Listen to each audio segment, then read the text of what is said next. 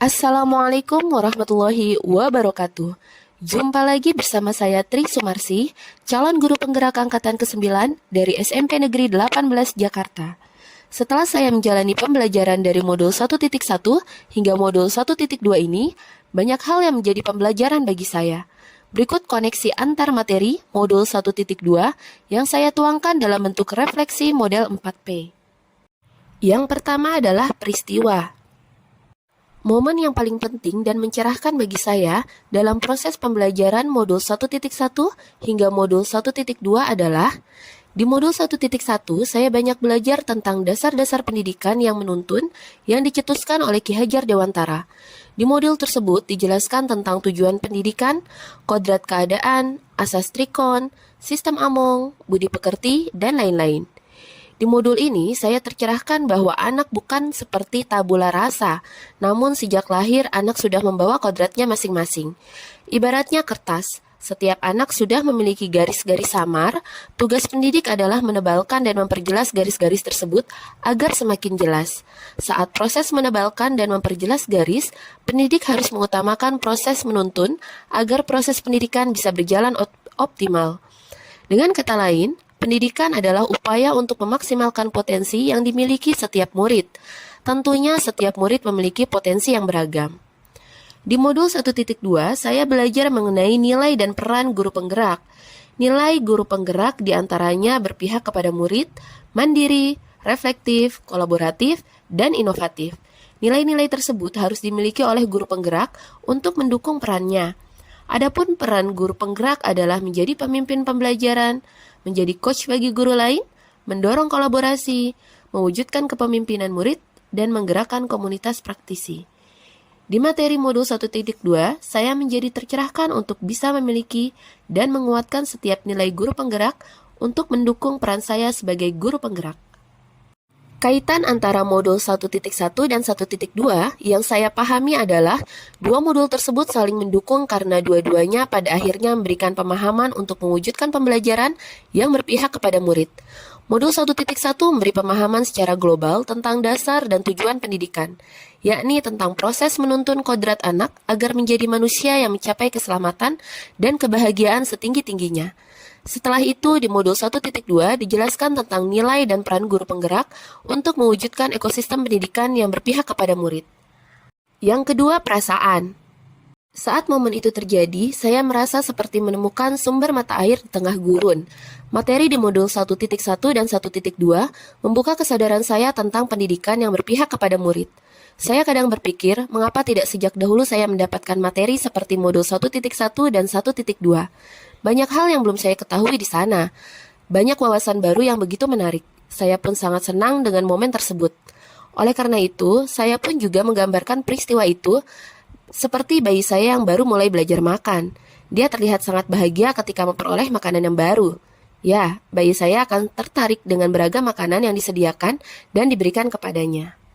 Pada saat belajar modul 1.1 dan 1.2, saya pun semakin kagum dengan Ki Hajar Dewantara. Pemikiran beliau begitu luas dan mendalam. Beliau tidak hanya menguasai wawasan pendidikan barat, melainkan juga meletakkan nilai-nilai pendidikan Islam dalam pemikiran beliau. Misalnya pada kodrat zaman dan keselamatan anak sebagai manusia. Sebelumnya, pemikiran beliau yang saya pahami hanya ing ngarso sung tulodo, ing madio mangunkarso, tuturi handayani. Ternyata, pemikiran tersebut hanya sebagian kecil dari pemikiran Ki Hajar Dewantara. Oleh karena itu, tadi di awal tulisan saya menyebutkan bahwa saya merasa seperti menemukan sumber mata air di tengah gurun. Pada saat belajar di ruang kolaborasi bersama Ibu Kisti dan teman-teman, saya merasa sangat nyaman. Di situ seolah-olah saya tidak sedang belajar dalam arti formal. Di sana kami hanya berdiskusi atau bahkan seolah-olah hanya ngobrol santai bersama teman. Momen di ruang kolaborasi begitu penuh keakraban, seolah-olah kita telah lama saling mengenal. Meskipun demikian, banyak hal yang dapat ditemukan, mulai dari pemikiran Ki Hajar Dewantara hingga nilai dan peran guru penggerak yang tidak dapat saya pahami ketika hanya belajar mandiri. Selanjutnya, yang ketiga adalah pembelajaran. Sebelum momen tersebut terjadi, saya berpikir bahwa anak lahir di dunia itu seperti tabula rasa, yakni kertas kosong yang siap ditulisi apa saja. Namun sekarang saya berpikir bahwa anggapan itu tidaklah benar, karena sesuai pemikiran Ki Hajar Dewantara, bahwa anak lahir sudah membawa kodratnya masing-masing. Mereka seperti kertas yang sudah bergaris, tapi garisnya masih samar-samar, sehingga tugas pendidik adalah menebalkannya menjadi lebih jelas. Saya juga dulu berpikir bahwa peran pendidik adalah menyelesaikan materi sesuai dengan capaian kurikulum. Namun sekarang saya berpikir dalam proses pembelajaran kita harus memperhatikan kondisi dan kebutuhan setiap murid sehingga proses pembelajaran akan berpihak kepada murid. Sebelum momen tersebut terjadi, saya berpikir bahwa saya adalah pusat informasi bagi murid-murid. Peran saya sebagai guru adalah sebagai sumber materi bagi murid. Murid di kelas hanya sebagai pendengar dan sesekali bertanya. Pusat pembelajaran ada di guru. Metode ceramah merupakan metode pembelajaran yang terbaik menurut saya. Setelah momen tersebut, mempelajari modul 1.1, saya tersadar bahwa setiap murid memiliki kodratnya masing-masing. Setiap murid memiliki potensi masing-masing. Tugas guru hanya sebagai fasilitator atau pembimbing. Guru hanya berusaha menebalkan tulisan baik yang ada dalam diri murid dan menyamarkan tulisan yang kurang baik dalam diri murid. Oleh karena itu, pembelajaran seharusnya berpusat atau berorientasi pada murid. Sebagai guru, saya juga harus dapat membantu murid menemukan minat atau potensi yang dimilikinya agar dikembangkan untuk mencapai keselamatan dan kebahagiaan yang setinggi-tingginya, baik sebagai manusia maupun anggota masyarakat. Selain itu, pada pembelajaran modul 1.2, saya menjadi tahu nilai-nilai apa saja yang harus dimiliki dan dikuatkan oleh guru penggerak. Sebagai seorang guru penggerak harus memiliki nilai berpihak kepada murid. Nilai tersebut dapat mendasari perilaku dan tindakan guru penggerak agar lebih mengutamakan kepentingan murid daripada yang lainnya. Nilai yang kedua adalah mandiri. Sebagai calon guru penggerak, saya harus mandiri dalam melakukan segala sesuatu. Saya harus mempunyai inisiatif untuk menghadapi sebuah tantangan yang positif. Saya harus dapat menyelesaikan beberapa hal dengan kemampuan sendiri tanpa menggantungkan diri kepada orang lain. Yang ketiga adalah reflektif. Sebagai calon guru penggerak, saya harus dapat merefleksikan segala peristiwa yang telah terjadi. Peristiwa yang telah terjadi harus dapat saya ambil hikmahnya untuk kebaikan di masa yang akan datang. Yang keempat adalah kolaboratif. Kolaboratif berarti mampu bekerja sama dengan pihak lain. Sebagai calon guru penggerak, saya harus dapat bekerja sama dengan pihak lain untuk mencapai tujuan bersama. Yang terakhir adalah inovatif. Inovatif berarti melakukan perubahan-perubahan yang baru. Perubahan tersebut tentunya ditunjukkan untuk hal yang lebih baik lagi. Sebagai calon guru penggerak, saya harus memiliki nilai tersebut agar senantiasa terbuka dan dapat menjawab segala tantangan zaman. Selain nilai guru penggerak, pada modul 1.2 saya juga mendapatkan pembelajaran mengenai peran guru penggerak. Ada 5 peran guru penggerak yang harus dijalankan. Pertama, sebagai pemimpin pembelajaran. Sebagai calon guru penggerak, saya harus dapat menjalankan prinsip Among Ki Hajar Dewantara.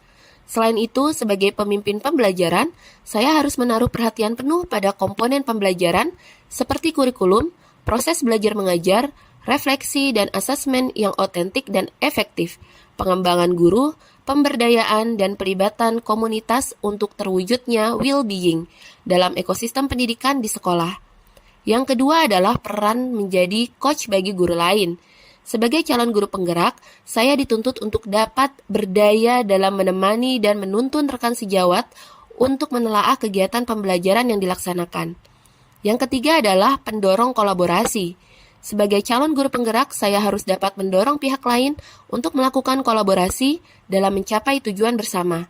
Suatu tujuan bersama yang besar hanya akan dicapai melalui kolaborasi yang baik.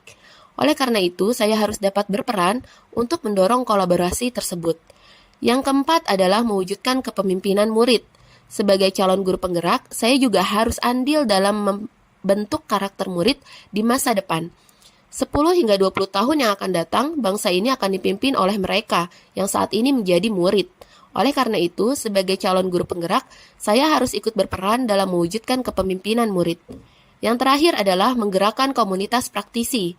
Sebagai calon guru penggerak, saya harus menumbuhkan budaya belajar kolaboratif atau komunitas belajar profesional bersama rekan guru.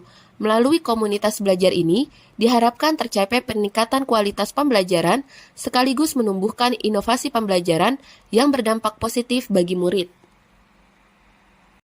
Terakhir, penerapan ke depan. Berikut pengembangan diri yang sederhana, konkret dan rutin yang dapat saya lakukan sendiri dari sekarang untuk membantu menguatkan nilai-nilai dan peran saya sebagai guru penggerak adalah: yang pertama, terus belajar untuk mendukung kualitas pembelajaran baik secara autodidak maupun dengan pelatihan. Yang kedua, menerapkan pembelajaran yang berpihak kepada murid, misalnya dengan penerapan model pembelajaran interaktif. Yang ketiga, berkolaborasi dengan pihak lain untuk mendukung terciptanya proses pembelajaran yang berkualitas. Keempat, selalu melakukan refleksi pembelajaran untuk bahan perbaikan terhadap pelaksanaan pembelajaran selanjutnya. Kelima, selalu mencari ide baru untuk menciptakan pembelajaran yang aktif dan menyenangkan. Demikian koneksi antar materi modul 1.2 dari saya. Semoga dapat bermanfaat. Billahi taufiq wal hidayah. Wassalamualaikum warahmatullahi wabarakatuh. Salam guru penggerak. Tergerak, bergerak, menggerakkan. Terima kasih. Sampai jumpa.